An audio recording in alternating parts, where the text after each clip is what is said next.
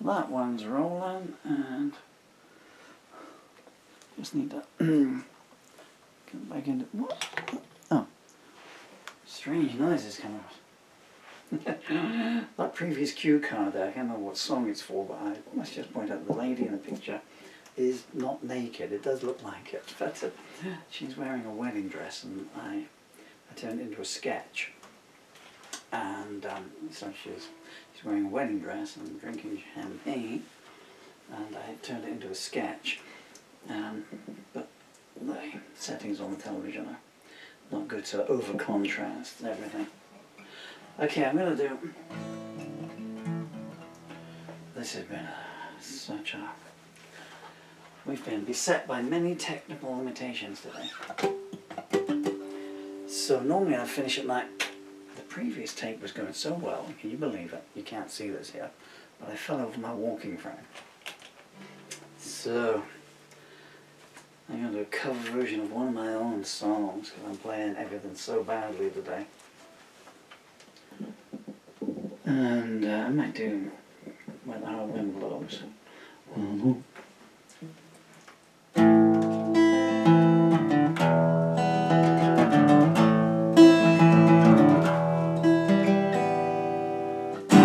2, 3, 4. I'm going to slow it right down actually.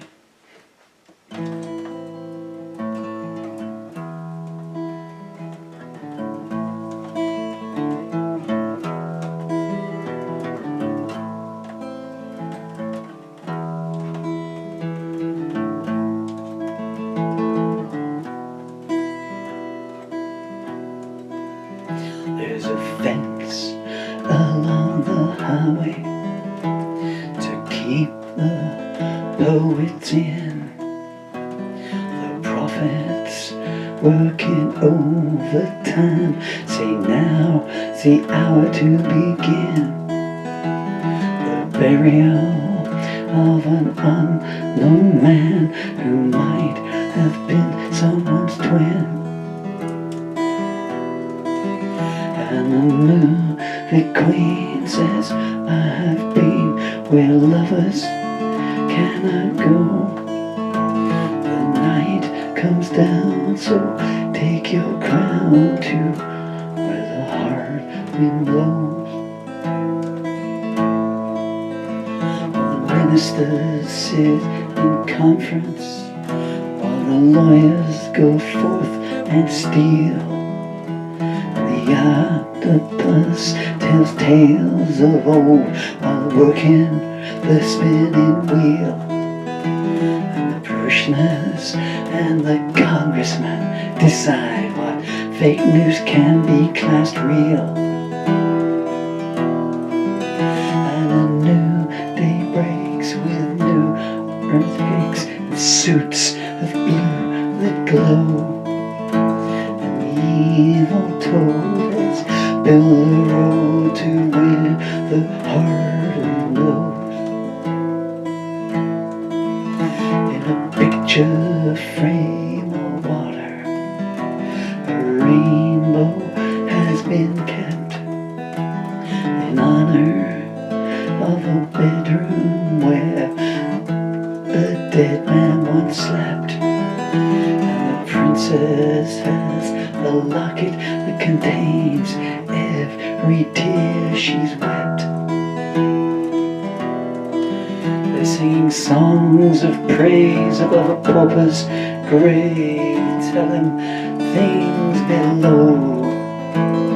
What can you say when they burn you today, where the hard wind blows? There's a boat out on an ocean that won't come back again. The henchman's sailing in braille, and the captain's dressed in chains. There's an albatross following them around, saying next time we'll abstain. And you can't submit when being hit by demons you've overthrown. Where can you turn when the lessons to learn where the party blows. The majesty and grandeur are all out on display. Someone's got 1,000,000 followers today. Down here they kneel to pay the rent, not to pray.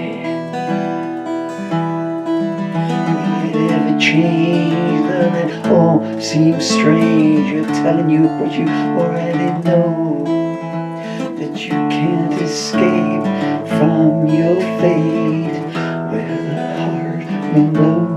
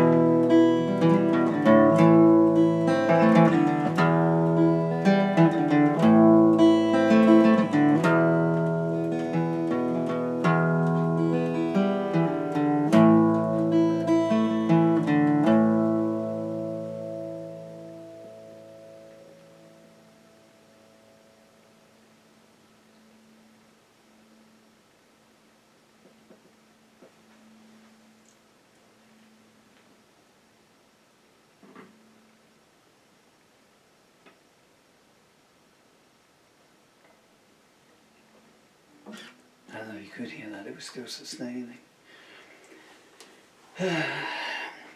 Always enjoyed. That was a very much shortened version of that song, which obviously has got 14 verses, I think, and I updated one, 2 in now, to take account of some present events, both in this country and in the world. Since I got to let the legs rest up as I lean against my walking frame before I can come down the camera.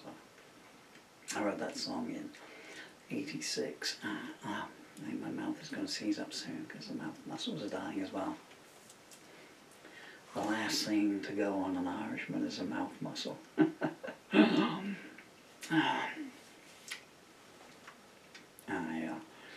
wrote it in '86, and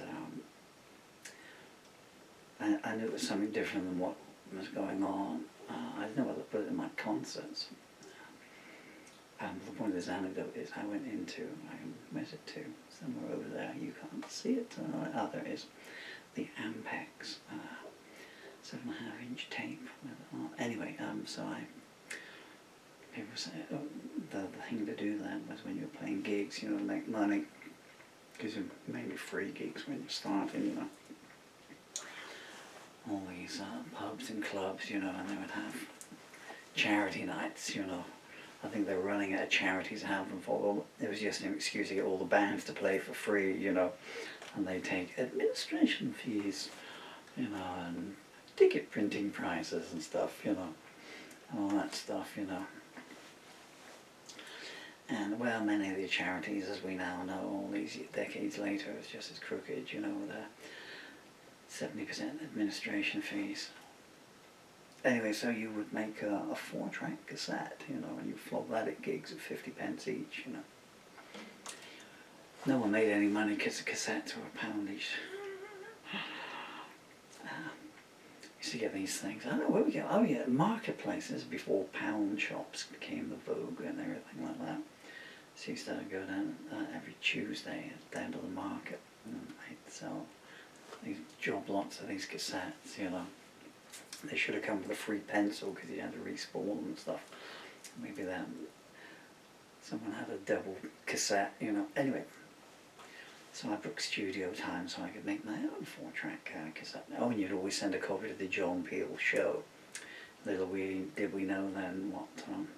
I've actually got a song somewhere actually called I'm going to send a demo to the John Peel show. But hey, I know I'm going to send a demo to the John Peel show. I hate my job, it's a 9 to 5, this is no way to stay alive. Can't get free, can't escape, whatever it might have been. But hey, I know. Hey, I know. I'm gonna send a demo to the John Peel show. I wrote catchy songs back then. I need to speed this anecdote up. So I booked this studio time with this guy. Oh man, what musician can't tell you about recording studio crooks in the 80s and 90s and stuff, you know? And but the point of this story is, so he said, you know, how many songs you got? I said, well, you know, I've probably got an album's worth, and I might press up a 4-track single vinyl. You know, like Ringo Starr's had a piece of vinyl, you know, with a cover, you know, stuff, you know, a cover with artwork on as well. But this, you can put on a record player and the needle goes down and you play it. You know, what greater thing is there in the world, you know? Well, there's only one thing greater. Until you have children and you hold your child in your arms, and there's no better feeling around the world. Anyway, so the gist of this long-winded story is there's no more music, so you can turn off if you like. If you expect me to sing anything else, it's not going to happen. Have they gone? Right. I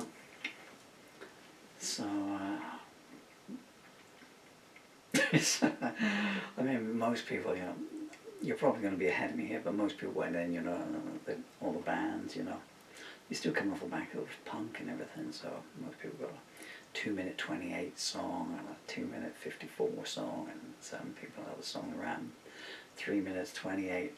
So I go in, and of course it's just me, you know, and so he sets a mic up for the acoustic, big jumbo acoustic by the side of my bed, even as I speak now. It was bought for me by my first wife. Hi Sue, how you doing? Wherever you're to in the world, I hope you're still going strong. You will certainly be as beautiful as ever, and I'm sure you'll still be the nicest human being that it's possible to be. You're amazing. Hey, if I told you that when we were married.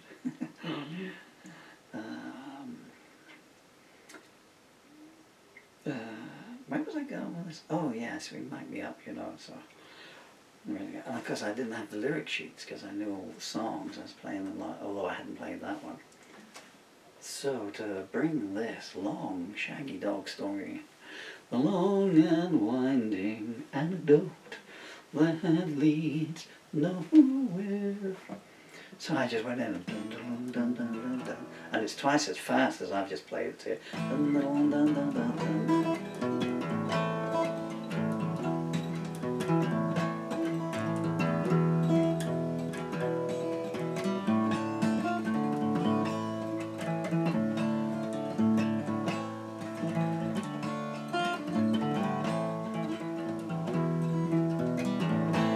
I might as well sang the whole song, hadn't I? You know, I was going to cut it short so I could sit down. You know, and he's, well, I mean, it's just, you know, it's in his flat and he's got one room walled off. Man, I won't mention the guy, but he was notorious. Everyone tells you afterwards, you know, how that goes on, you know. So then I was playing a show somewhere with a guy called Taff Martin, was on the bill with his country and western group. He got a Welshman. I think Taff played bass. Did he play bass? No, I think he was playing guitar in that band. So you got this rotund Welshman from the heart of Somerset. You know, so you're talking to him before the show and he's going, well, you know, right, do you work in it, you know. And he get up on stage, puts the Stetson on, you know, okay there partners, now we're going to do the line dance now. Thank you for coming and seeing Southern Drawl. And so afterward I said, I've done some recordings at John's studio. No, not John's, oh, he's a crook, oh, he's terrible. I bet he told you that when you went to collect the tapes that they still needed mixing because it took too long. I said, he did. Oh, he always does that. Now you tell me, Taff. Thank you so much. Now you tell me. Anyway. But the point of the story is, you know, so he was just sitting there watching, and he's, you know, got the levels and looking at the levels and everything, you know, and they're playing away. And then after, you know, the time's ticking down, you know, and you get looking at, you know, the song's still going on and on and on and on. And then he's going less, because of course, you know, it's only 7.5. He's only got a standard rule of tape in there, you know, he's not thinking about it. So, anyway, so that was the anecdote, really, you know, I just started playing a song that went on and on and on and on. Later in the proceedings, he asked me to bring some of my lyrics in, because he wanted to look at them. What else did I record on that? 9 tracks I recorded. Because I loved you, I should do that. I should dig it out and maybe do a concert of the 9 songs. Well, not for the arms and legs would let me. Anyway, so I left him some lyrics and I wrote some there, and I came back the next day, and all of a sudden I had a co-author on them because I didn't have the copyright symbol on them. He got them, put his name on it, and Matt sent a copy to himself to prove ownership. Harsh lesson to learn.